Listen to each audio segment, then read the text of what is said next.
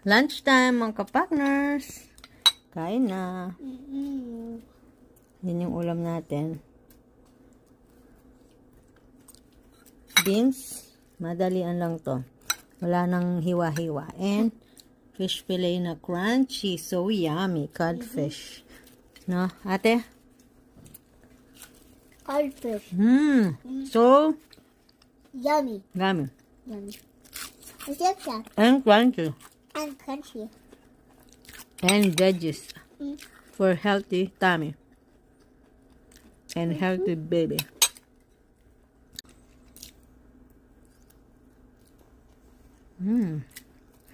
Yummy. Basta pa mga nismanyaman. Kaya ka yun.